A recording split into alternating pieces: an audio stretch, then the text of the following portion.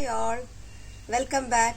Today we'll be solving the questions from the chapter Units and Dimension for the year March 2016 and Improvement 2016. So, let's move on to the video. The question is, the error in the measurement of radius of a circle is 0.6%. Find the percentage error in the calculation of the area of the circle. Coming to the answer, first we have to write what is given in the problem. It is given that the percentage error in the radius is 0.6%.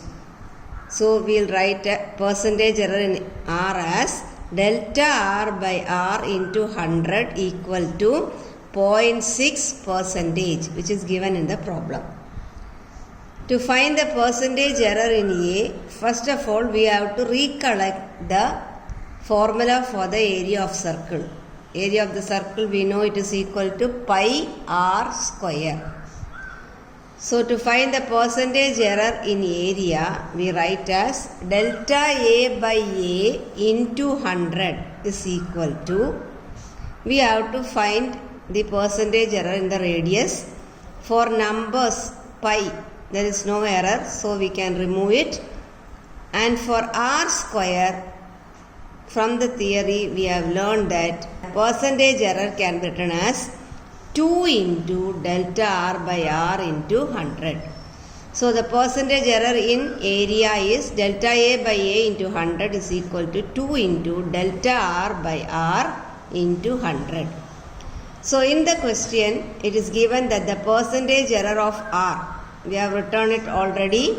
So substituting that value as 0.6, we get 2 into 0.6, which is equal to 1.2 percentage. So the answer for the percentage error in area is 1.2 percentage. The B part of the question is, name the principle used to check the correctness of the equation. So one more question.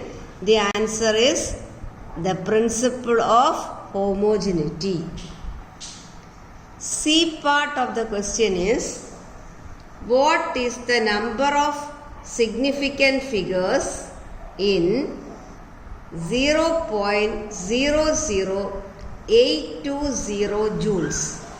The answer is, number of significant digit, the answer is 3. Because the rule states that if the number is less than 1, the zeros on the right of the decimal point are not significant. So the answer is 3. Next question is, length of a sheet is 17.3 plus or minus 0.3 centimeter and breadth is 3.12 plus or minus 0.08 centimeter. Calculate the percentage error in area. So first we will write the values. Length is given as 17.3 plus or minus 0.3 centimeter. So this length is given including the error. So this can be compared with the actual theory, that is L equal to L plus or minus delta L. Similarly, breadth is given as 3.12 plus or minus 0.08. So that can also be compared with the theory as breadth is equal to actual breadth plus or minus the error in breadth. So when we compare this value with the theory part, we can write the value actual length is equal to 17.3 centimeter and actual breadth is equal to 3.12 centimeter. Their errors, that is relative error, their errors is given as delta L is equal to 0.3 centimeter and delta B is equal to 0.08 centimeter. So from the question we have collected all these data. The question asked is, what is the percentage error in the area? So first of all we have to write the formula for area since it is a sheet of length and breadth given, we know that the area A is equal to L into B. So to find the percentage error in area, we write it as delta A by A into 100. That is equal to, we know that always error should be added. So delta L by L plus delta B by B into 100. This is how, according to the theory, we write the percentage error in area from the given formula. Now, thing is only to substitute the given values. So, we have already written all the values here. Just substitute those values in the appropriate places. So, delta L we found as 0.3, L we found as 17.3. Similarly, plus delta B we found as 0.08, B is equal to 3.12 into 100. So calculating both ones separately, we get 0.01734 plus 0.0256 into 100. So we get 0.04294 into 100, or it is equal to 4.294 percentage. And this can be written as 4.3 percentage. So the answer for the percentage error in area is equal to 4.3 percentage. B part of the question is, using the principle of homogeneity of equations, check whether the equation is correct. Equation given is t equal to 2 pi root of g by L, where t is the time, g is the acceleration, and L is the length. So first we'll write the equation given in the question, t equal to 2 pi root of g by L. So we know that to check whether this equation is dimensionally correct, we always write the dimension of left hand side and each term on the right hand side, and we will check whether both are same. If it is same, it is dimensionally correct.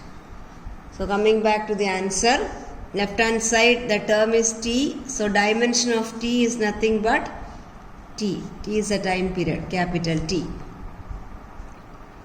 Similarly, the dimension of 2 pi has no dimension, that we already know, no dimension.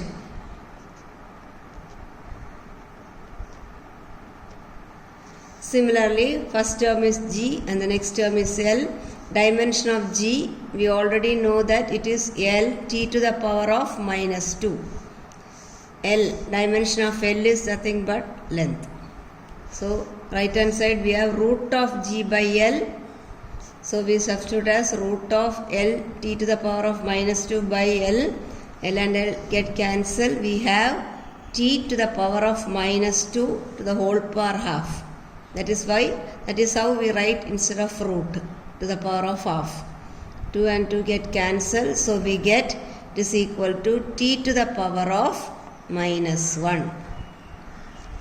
So right hand side we get it as t to the power of minus 1, and left hand side we write it as, we got as t. So we can write that left hand side LHS, dimension of LHS is not equal to dimension of right hand side. Dimension of t is not equal to dimension of root of g by L. So the conclusion is, hence the equation is dimensionally wrong, or the given equation is also wrong. This I will tell you, remind you that this is a question which we have derived for the uses. So the equation itself is given wrong. So you can conclude by seeing the equation itself the answer is wrong. So hope you are all clear with the solutions. See you all in the next video. Thank you.